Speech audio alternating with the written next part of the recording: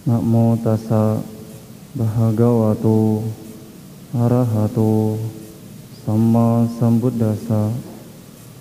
Namo tassa bhagavato arahato samma sambuddhassa.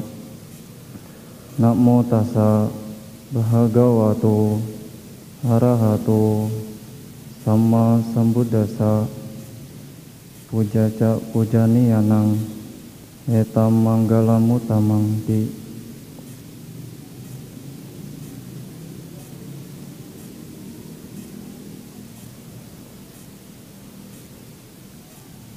Para guru sangga yang saya muliakan,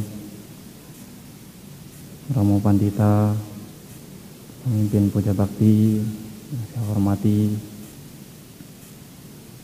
ibu bapak, saudara saudari yang berbahagia. Pada pagi hari ini kita berkumpul di sini untuk bersama-sama memperingati kembali satu peristiwa yang berhubungan dengan kehidupan Guru Agung kita Buddha Gotama, yaitu memperingati Magha Puja. Magha Puja merupakan salah satu peringatan yang penting dan bersejarah bagi umat Buddha, bagi kita semua, yang terjadi di bulan Magha. Biasanya diperingati pada bulan Februari atau awal Maret. Tadi kita sudah membacakan bersama-sama bahwa peristiwa Magha ini terjadi di Weluwana Arama di kota Rajagaha, yang memiliki 4 ciri: berkumpulnya 1250 biku, kemudian semuanya mencapai arahata kina sawa yang ditabis sendiri oleh Sang Buddha dengan ehi biku upasampada. Ketiga, para biku ini berkumpul tanpa diundang. Kalau zaman sekarang ibu bapak diundang, di SMS, di broadcast, diumumkan, itu pun belum tentu datang semua. Tetapi ketika Magha Puja ini, para arahat berkumpul tanpa diundang. Tentu ini terjadi karena adanya hubungan batin antara para biku dengan Sang Buddha. Kalau zaman sekarang mungkin menyebutnya telepati begitu. Dan peristiwa yang terakhir adalah Sang Buddha membabarkan Owada Patimokkha. Sebagai umat Buddha yang memperingati Magha Puja, yang merayakan Magha Puja ini, hendaknya kita mengerti makna yang terkandung di dalam peringatan Magha Puja ini. Karena kalau kita hanya sekadar mengikuti puja, mengikuti perayaannya, tetapi tidak mengerti sejarahnya, tidak mengerti apa yang diperingati, maka apa yang kita lakukan tidak akan membawa manfaat yang besar. Karena ketika kita mengetahui maknanya, mengetahui apa yang diperingati, akan timbul keyakinan yang disertai dengan pengertian yang benar. Bahkan sebenarnya ibu bapak, kalau kita kaji lebih dalam, Magha Puja ini tidak jauh berbeda dengan perayaan-perayaan yang lain. seperti Waisak maupun Asada. Kalau Waisak mengingatkan kembali kepada kita tentang 3 peristiwa, yaitu lahirnya Pangeran Siddhartha, Pangeran Siddhartha menjadi Buddha, dan parinibbananya Sang Buddha. Kemudian kalau Asada mengingatkan kembali kepada kita tentang Dhammacakkappavattana Sutta, khotbah pertama yang dibabarkan oleh guru agung kita. Maka sesungguhnya tidak jauh berbeda dengan Magga Puja.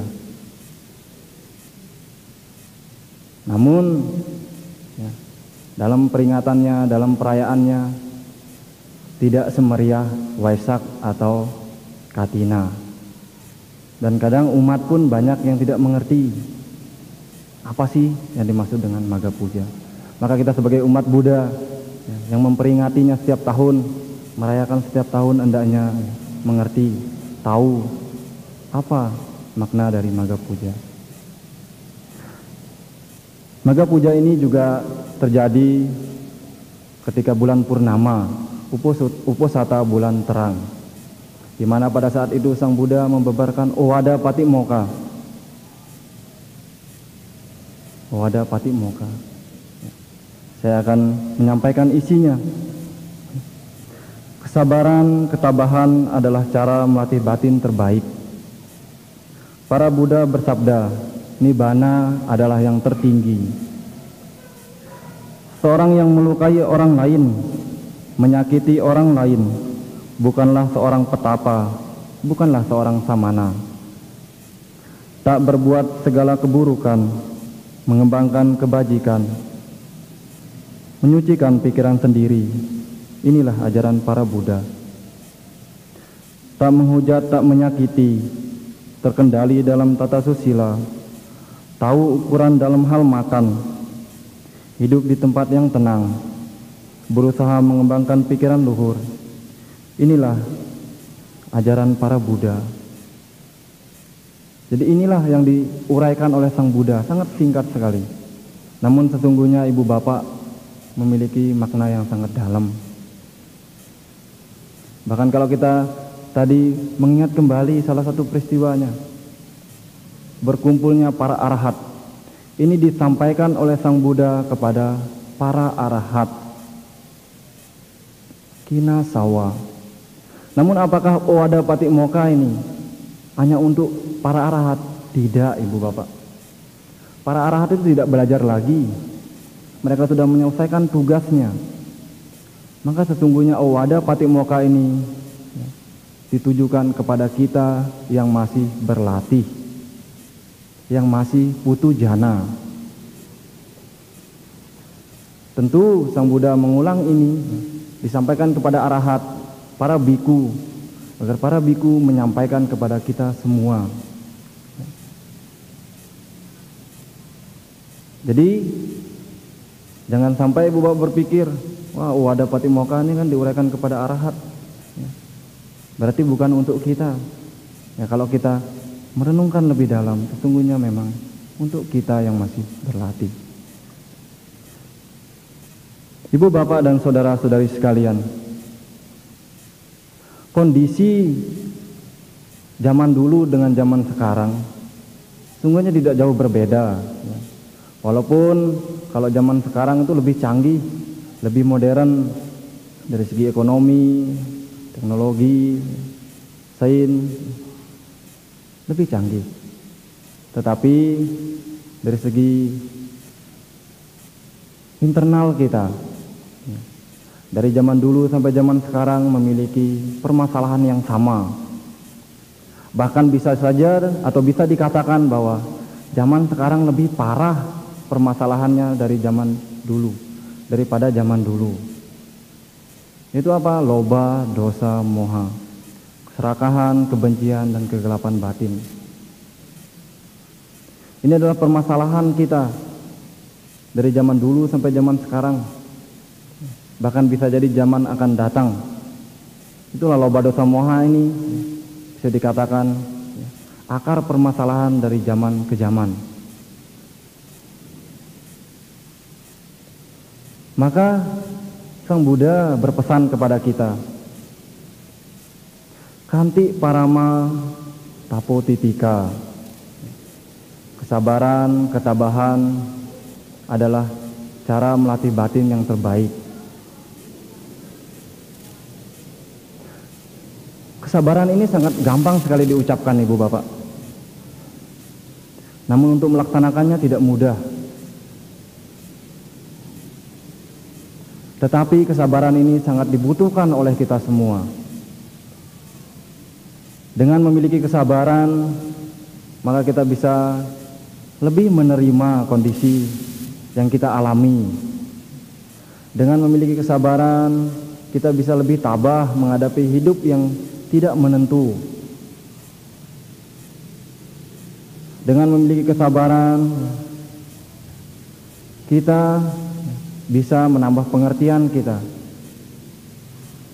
bahwa apapun yang kita alami itu tidak lepas dari apa yang pernah kita lakukan. Tetapi kalau kita tidak sabar dalam hidup, maka tentu penderitaan kita bisa berlipat-lipat, Ibu Bapak. Di dalam Anguttara Nikaya, Sang Buddha menjelaskan antara perbedaan orang yang sering berlatih dengan tidak pernah berlatih. Kalau orang yang tidak pernah berlatih, ketika fisik mereka sakit, timbullah ketidaksabaran, timbullah kejengkelan, timbullah amarah, timbullah emosi. Maka penderitaan yang dialami dua kali, penderitaan batin dan penderitaan jasmani.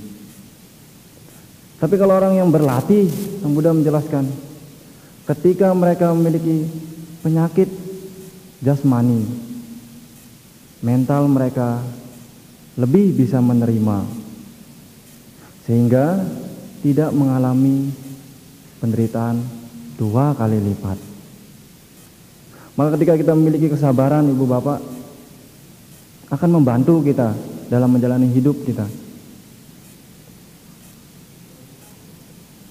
Ada dua jenis kesabaran. Yang pertama adalah adiwa sasana kanti. Ini adalah kesabaran yang berhubungan dengan jasmani, Ibu Bapak. Apa contohnya?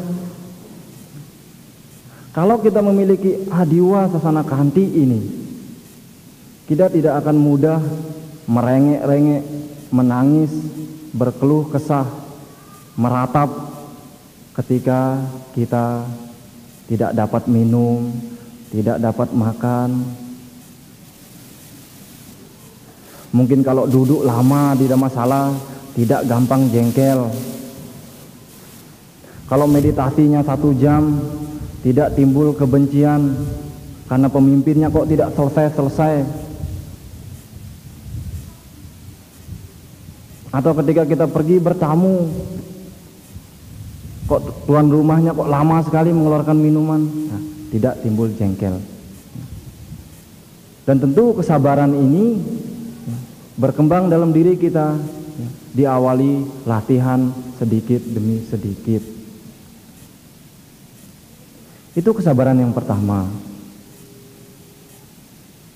Hadiwa sasana kanti. Sedangkan kesabaran yang kedua adalah titika kanti. Titika kanti. Kesabaran yang berhubungan dengan batin.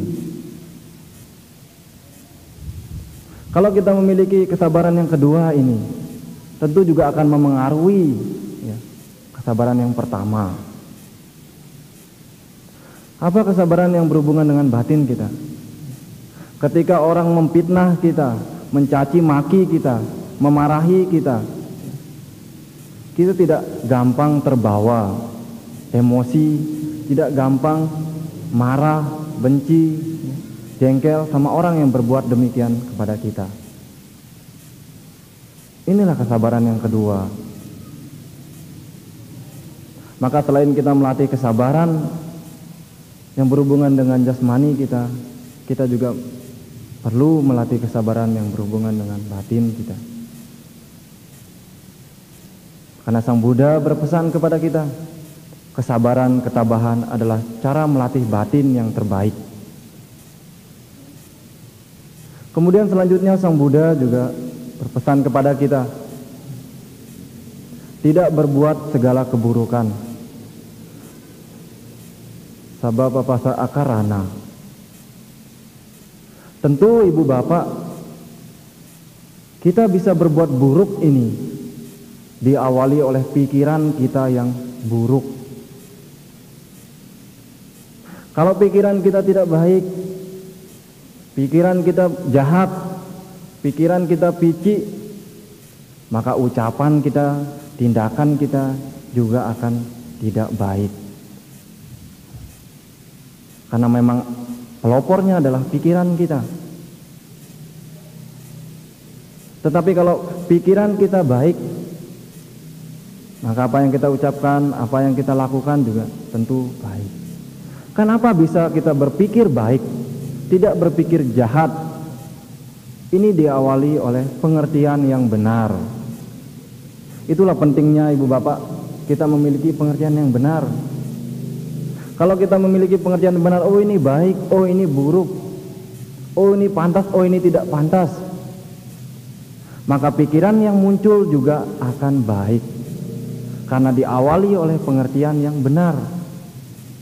Sehingga dalam berucap, dalam bertindak juga melakukan hal-hal yang baik. Jadi selain kita tidak berbuat buruk, menjauhi kejahatan, Sang Buddha juga berpesan, kusala upasampada. Sabab apasa akarana kusalasa upasampada. Menambah kebajikan, berbuat baik. Jadi kalau kita ingin mengumpulkan materi ibu bapak dengan tenang sebagai perumah tangga, tentu selain tidak berhutang, juga rajin menabung. Kalau ibu bapak ingin hidupnya sejahtera, rajin menabung tapi juga rajin menghutang, kan jadinya lagu dangdut ibu bapak, tutup lobang gali lobang.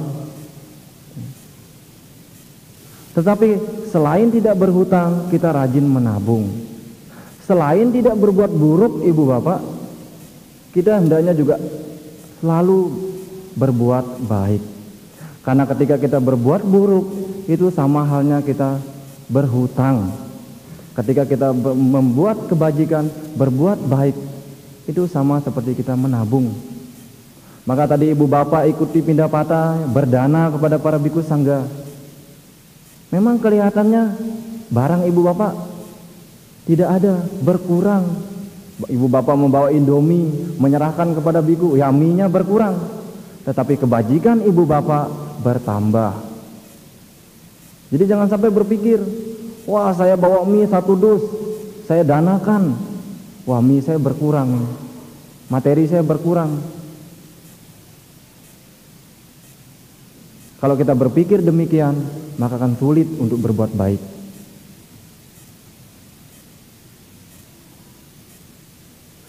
Kita berbuat buruk seperti berhutang. Kenapa?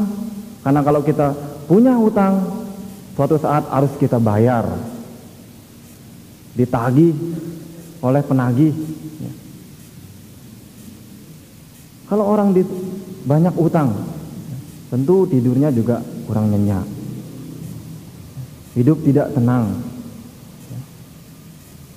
Sama dengan kalau kita berbuat buruk ibu bapak, kita mungkin melupakan keburukan kita, tetapi nanti ketika waktunya matang karma buruk kita, kita akan menerimanya, kita akan membayarnya dengan kondisi yang tidak sesuai dengan harapan kita, dengan kondisi yang tidak sesuai dengan keinginan kita. Ya apa itu?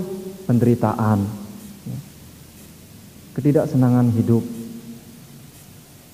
Maka itulah, selain kita tidak berbuat buruk, kita juga mesti menambah kebajikan, menabung. Karena kalau kita berbuat baik, itu seperti menabung. Kalau kita punya bekal, punya simpanan, kita butuh apa tinggal pakai. Itu kalau di dunia ini. Tetapi kalau tabungan kebajikan akan membantu kita, mengkondisikan kita hidup bahagia, baik di dunia ini ataupun dunia selanjutnya. Karena sebenarnya sahabat sejati itu adalah perbuatan baik yang kita lakukan. Perbuatan baik yang kita lakukan inilah sesungguhnya sahabat sejati bagi kita. Maka ibu bapak ketika kita memperingati Maga Puja seperti ini, mengingatkan kembali kepada kita inti ajaran Sang Buddha bahwa hendaknya kita selalu melatih diri, mengurangi keburukan, tidak melakukan keburukan, menambah kebajikan, menambah tabungan yang sejati bagi kita. Dan tidak kalah penting juga pesan Sang Buddha, ibu bapak, adalah mensucikan pikiran sendiri. Sucikan pikiran sendiri.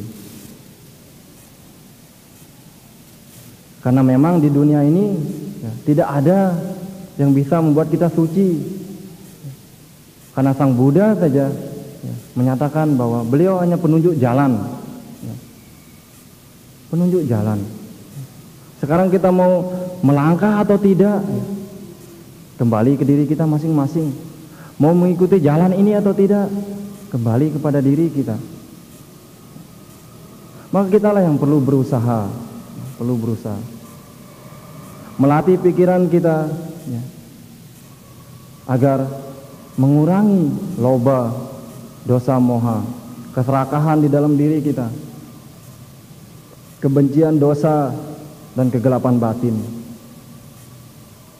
Karena tidak cukup ibu bapak hanya berbuat baik, tidak berbuat buruk. Perlu melatih pikiran. Karena seperti yang saya katakan di awal tadi, perbuatan baik yang kita lakukan atau perbuatan buruk juga diawali oleh pikiran kita. Diawali oleh pikiran kita. Bagaimana caranya? Ya tentu melatih. Salah satunya adalah melatih samadhi, melatih pikiran kita. Karena kekotoran batin itu ibu bapak dikelompokkan menjadi 3. Witi kama kilesa yang pertama, kekotoran batin yang kasar. Witi kama kilesa ini bisa kita kontrol dengan berbuat baik. Apa contohnya witi kama kilesa? Ucapan yang tidak baik, perilaku yang tidak baik, kekotoran batin yang kasar. Ini adalah contoh witi kama kilesa. Bisa kita kendalikan dengan apa? Berbuat baik, yaitu melatih moralitas. Melatih moralitas itu adalah untuk mengontrol ucapan dan tindakan kita. Jadi jangan kira kalau ibu bapak melaksanakan sila itu bisa mengontrol pikiran. Tidak. Hanya mengontrol ucapan dan tindakan kita. Selain witi kama kilesa, juga pariyutana kilesa, kekotoran batin yang menengah, yaitu kekotoran batin yang ada di pikiran kita. Jadi kalau misalnya sekarang kita berpikir buruk, tidak sampai mengucapkannya, tidak sampai melakukannya, maka itu tetap adalah kekotoran batin yang hanya sampai di pikiran kita, tidak sampai menjadi pelanggaran, tidak sampai menjadi witi kama kilesa, hanya pariyutana kilesa, kekotoran batin yang ada di pikiran. Maka untuk mengontrol pariyutana kilesa ini, yaitu dengan melatih diri, melatih pikiran kita. Dan yang ketiga adalah anusaya kilesa, loba, dosa, moha. Anusaya kilesa. Maka sebenarnya ada patimokkha ini Ibu Bapak, mengingatkan kembali akan 3 latihan, sila, samadhi, dan panya. Mengingatkan kembali tentang sila, samadhi, dan panya. Nah, sila, samadhi, dan panya inilah yang bisa membebaskan diri kita dari penderitaan. Selain berpesan yang tidak berbuat buruk, berbuat kebajikan, sucikan pikiran, Sang Buddha juga berpesan di dalam Owada Patimokkha, yaitu hidup sesuai dengan aturan, bertata susila. Kita umat Buddha memiliki aturan-aturan. Kalau upasaka memiliki aturan 5 sila.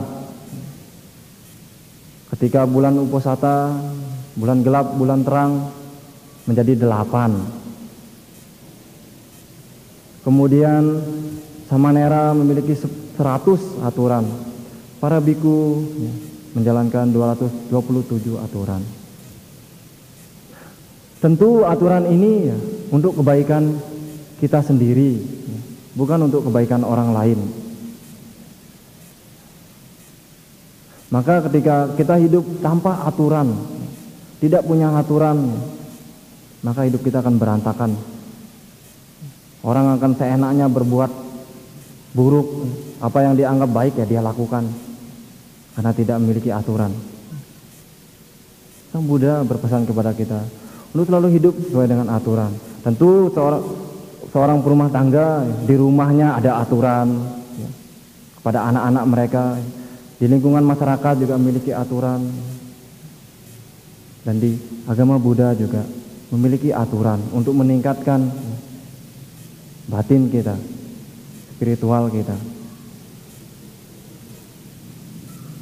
Sang Buddha juga mengatakan, tahu ukuran makan, Ibu Bapak. Tahu ukuran makan. Zaman sekarang ini banyak penyakit karena makanan. Banyak penyakit karena makanan. Makan berlebihan ya, kolesterol, asam urat, macam-macam penyakit. Kalau kita tidak memiliki pengendalian diri dalam hal makan, ini juga bisa meningkatkan loba. Ketika makanan enak, wah muncullah keserakahan tanpa kita sadari. Akhirnya habis makan, pusing-pusing, tahu-tahu kolesterol, darah tinggi dan sebagainya. Maka sebenarnya Sang Buddha juga sangat memperhatikan kesehatan, tahu ukuran makan. Itulah di Sekya, Ibu Bapak, salah satu aturan ya, bagi samanera dan para biku. Itu ada ukuran makannya.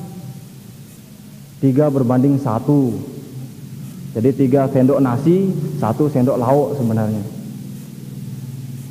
Kalau sesuai winaya. Cuman bagi kita zaman sekarang ini, nasi sedikit, lauknya yang banyak, kan begitu. Serba terbalik. Ya tentu ini kembali ke diri kita masing-masing, Ibu Bapak. Kembali ke diri kita masing-masing. Maka ada ungkapan di pepatah Cina, Ibu Bapak. Ya, di pepatah Cina. Apa yang masuk ke mulut itu dapat menyebabkan penyakit. Tapi apa yang keluar dari mulut dapat menimbulkan musibah. Itu pepatah Cina. Tentu Ibu Bapak yang keturunan lebih tahu pepatah Cina. Jadi apa yang masuk lewat mulut kita ini, kalau kita tidak hati-hati, bisa menjadi penyakit. Dan apa yang kita keluarkan lewat mulut kita, kalau kita tidak hati-hati juga dapat menyebabkan musibah kepada diri kita. Tidak hanya diri kita, juga kepada orang lain, merugikan orang lain.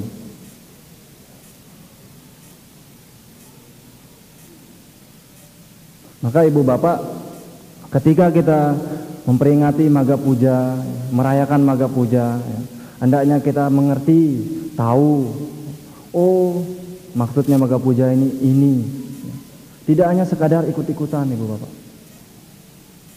Karena ketika kita tahu maknanya, tahu tujuannya, ya, maka kita akan melakukannya dengan benar. Tadi saya katakan di awal bahwa Maga Puja ini tidak jauh berbeda dengan perayaan yang lain.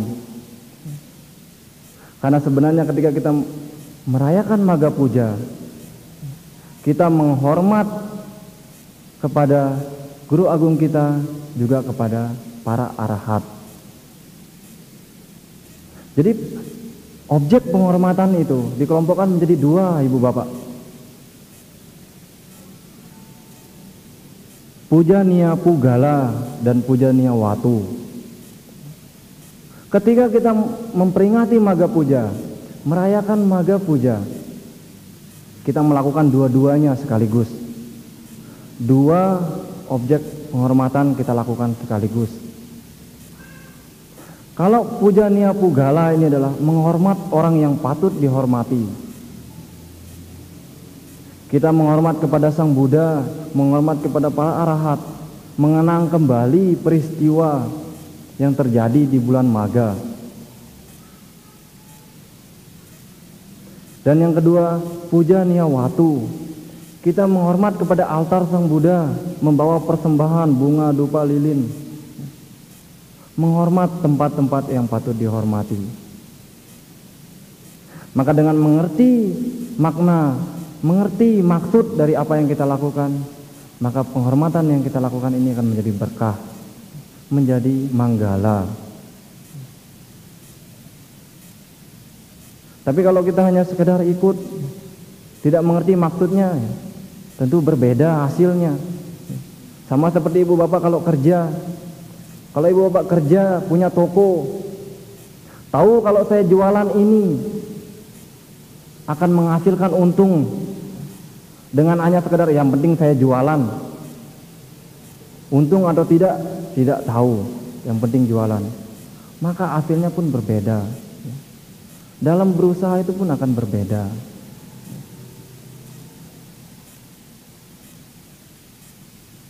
Maka itulah pentingnya ibu bapak, ya. Kita selalu mengingat, ya, kembali peristiwa-peristiwa yang terjadi yang berhubungan dengan guru agung kita Buddha Gautama. Tidak hanya Waisak, tidak hanya Sada, tidak hanya Katina, juga Maga Puja. Semoga dengan mengerti, memahami makna dari Owada Patimokkha, kita bisa mempraktekannya dalam kehidupan sehari-hari, sehingga dapat mengkondisikan kita mencapai cita-cita luhur sebagai umat Buddha, yaitu Nibbana. Semoga kita selalu dirindungi oleh Tiratana Buddha Dhamma dan Sangha. Selamat memperingati Maga Puja. Semoga semua makhluk hidup berbahagia. Sabbe sata bhavantu sukhitata. Sadu, sadu, sadu. Terima kasih kepada Yang Mulia Bante Indadiro atas Dhamma Desana yang telah disampaikan. Semoga membawa manfaat dan dapat dipraktekkan dalam kehidupan sehari-hari.